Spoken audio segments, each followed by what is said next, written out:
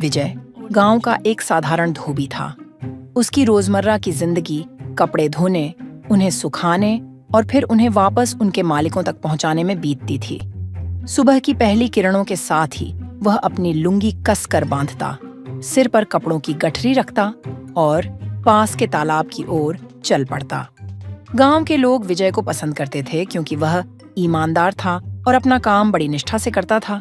लेकिन विजय की जिंदगी में एक अधूरापन था, एक गहरी ख्वाहिश। वह अक्सर सोचा करता था कि काश उसकी जिंदगी में भी कुछ जादुई होता, कुछ ऐसा जो उसकी एकरस जिंदगी में रंग भर सके। एक दिन जब वह तालाब पर कपड़े धो रहा था, उसकी नजर पानी में किसी चमकती हुई चीज पर पड़ी।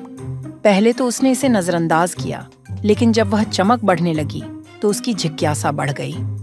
यह क्या है? उसने खुद से पूछा। वह अपनी धोने की लाठी एक ओर रख तालाब में उतर गया। जैसे ही उसने उस चमकती हुई चीज को उठाया, उसका दिल तेजी से धड़कने लगा। वह एक पुराना चमकता हुआ पत्थर था, जिसकी सतह पर अजीबोगरीब चिन्ह खुदे हुए थे। ये तो कोई साधारण पत्थर नहीं लगता, विजय ने सोचा। उसे कुछ अलग महसूस हो रहा था, जैसे पत्थर से कोई अनजानी ताकत उसके अंदर प्रवेश कर रही हो। उस रात विजय ने वह पत्थर अपने घर लाकर उसे एक कोने में रख दिया। वह थका हुआ था, लेकिन पत्थर की अजीब चमक उसे सोने नहीं दे रही थी। जैसे ही उसने उस पर ध्यान से देखा, पत्थर की चमक और बढ़ गई। अचानक पत्थर से नीली रोशनी निकली और उसके सामने एक बूढ़ा व्यक्ति प्रकट हो गया। विजय ने चौंक कर पीछे हटते हुए पूछा, आप कौन है? बूढ़ा व्यक्ति मुस्कुराया। मैं इस पत्थर का रखवाला हूँ। तुमने इसे उठाया, इसका मतलब है कि तुम इसके योग्य हो। अब तुम्हारे पास जादू की शक्तियां हैं। जादू? मैं एक साधारण धोबी हूँ। मैं जादू का क्या करूंगा? विजय ने घबराते हुए पूछा। बूढ़े ने विजय की आंखों में देखा। हर किसी के पास अपनी काबिलियत होती है। तुम धोबी हो, लेकिन तुम्हारे अंदर एक सच्चा दिल और मेहनत की शक्ति है। अब तुम्हारे पास कुछ ऐसा है जिससे तुम अपनी जिंदगी बदल सकते हो। विजय ने संकोच से पूछा, यो कैसे? मुझे क्या करना होगा? बूढ़े ने हंसते हुए कहा, यह पत्थर तुम्हें वो शक्ति देगा जो तुम्हारे काम को आसान और अद्भुत बना देगा। जब तुम इसे अपने पास रखोगे और काम करोगे, तो कपड़े खुद ब खुद धुल जाएंगे, सूख जाएंगे और तुम्हारे पास ज्यादा समय होगा अपने सपनों को जीने का। लेकिन याद रखना, बूढ़ा व्यक्ति गंभीर हो गया, इस जादू का उपयोग केवल भलाई के लिए करना। अगर तुमने इसका गलत इस्तेमाल किया तो इसके परिणाम खतरनाक हो सकते हैं। इतना कहकर वह बूढ़ा गायब हो गया और विजय एक बार फिर से अकेला था। उसके हाथ में वह जादुई पत्थर था और उसके मन में हजारों सवाल। विजय ने पत्थर को देखते हुए सोचा, क्या यह सच है? क्या यह पत्थर मेरी जिंदगी को बदल सकता है? अगली सुबह विजय पत्थर को लेकर तालाब की ओर चल पड़ा। आज वह काफी उत्साहित था क्योंकि वह जादू को परखने वाला था। उसने तालाब के किनारे कपड़े धोने के लिए फैलाए और पत्थर को अपने पास रख लिया।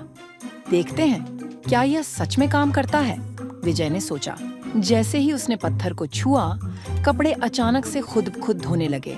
वे तालाब के पानी में उठते और गिरते, जैसे कोई अदृश्य हाथ उन्हें धो रहा हो। विजय यह देखकर हैरान रह गया। उसके चेहरे पर एक बड़ी मुस्कान थी। कपड़े धोकर सूखने के लिए पेड़ों पर लटकने लगे। विजय को कुछ भी करने की जरूरत नहीं थी। उसका काम खुद ब खुद हो रहा था। वह अब जल्दी घर जा सकता था, आराम कर सकता था या कुछ नया कर सकता था। कुछ ही दिनों में गांव में विजय की खूब चर्चा होने लगी। लोग उससे पूछते, विजय, तुमने इतने कम समय में इतना काम कैसे कर लिया? विजय मुस्कुराते हुए कहता, बस मेहनत और लगन का कमाल है। लेकिन वह किसी को अपने जादुई पत्थर के बारे में नहीं बताता। विजय की जिंदगी अब पूरी तरह बदल चुकी थी। उसे अब कपड़े धोने में मेहनत नहीं करनी पड़ती थी और वह ज्यादा समय अपने परिवार और दोस्तों के साथ बिताने लगा था। लेकिन धीरे धीरे विजय के अंदर लालच ने जगह बनानी शुरू कर दी। अगर यह पत्थर कपड़े धोने में मदद कर सकता है, तो क्या यह और भी बड़ी चीजें कर सकता है? उसने खुद से पूछा। वह अब रोज पत्थर का इस्तेमाल सिर्फ कपड़े धोने के लिए नहीं करता था। उसने सोचा, क्यों ना इसे पैसा कमाने के लिए इस्तेमाल करूं? विजय ने गांव के लोगों से जादुई पत्थर की शक्ति का फायदा उठाकर ज्यादा पैसे मांगने शुरू कर दिए। अब वह लोगों के कपड़े धोने के लिए दुगना और तिगुना पैसा लेने लगा। धीरे धीरे गांव के लोग भी उससे परेशान होने लगे। एक दिन गांव के मुखिया ने विजय को बुलाया और कहा, विजय, तुम ऐसा क्यों कर रहे हो? पहले तुम ईमानदार थे, लेकिन अब तुम पैसे के पीछे भाग रहे हो। हमें तुमसे यह उम्मीद नहीं थी। विजय को अपनी गलती का एहसास नहीं हो रहा था। वह सिर्फ अपने जादू के बारे में सोच रहा था और उससे होने वाले फायदे को देख रहा था। एक रात जब विजय पत्थर को अपने तकिए के नीचे रखकर सो रहा था, वह बूढ़ा व्यक्ति फिर से प्रकट हुआ, लेकिन इस बार उसका चेहरा गंभीर था। विजय, बूढ़े ने कहा, तुमने मेरे शब्दों को अनदेखा किया। तुमने इस जादू का गलत इस्तेमाल किया। अब तुम्हें इसका परिणाम भुगतना होगा। विजय चौंक गया और घबराते हुए बोला, मुझे माफ कर दो, मैं लालच में आ गया था। मैं ये नहीं जानता था कि इसका असर इतना बुरा होगा। बूढ़े ने सिर हिलाया। ये जादू केवल अच्छे के लिए था, लेकिन तुमने इसे खुद के फायदे के लिए इस्तेमाल किया। अब ये पत्थर तुम्हें श्राप देगा। कल सुबह से तुम्हारा सारा काम पहले से भी कठिन हो जाएगा। इतना कहकर बूढ़ा गायब हो गया और विजय अपने बिस्तर पर बैठा कांप रहा था। अगली सुबह जब विजय तालाब पर गया तो उसने देखा कि सारे कपड़े तालाब में डूबे हुए थे और अब वे धुलने की बजाय और गंदे हो गए थे। जितनी मेहनत वह करता, कपड़े और गंदे हो जाते। गांव के लोग अब विजय से नाराज हो गए थे। उन्होंने उसे काम देना बंद कर दिया और विजय एक बार फिर उसी हाल में लौट आया जहां से उसने शुरुआत की थी, लेकिन इस बार वह अकेला और उदास था। कई महीनों के बाद जब विजय को अपनी गलती का पूरा एहसास हो चुका था, उसने जादुई पत्थर को तालाब में वापस फेंक दिया। उसने प्रण किया कि वह अब कभी लालच में नहीं पड़ेगा और अपने काम को ईमानदारी और सच्चाई से करेगा। विजय ने फिर से अपने पुराने तरीके से कपड़े धोना शुरू किया, लेकिन इस बार वह खुश था। अब वह समझ चुका था कि असली जादू उसके जादुई पत्थर में नहीं, बल्कि उसकी मेहनत और सच्चाई में था।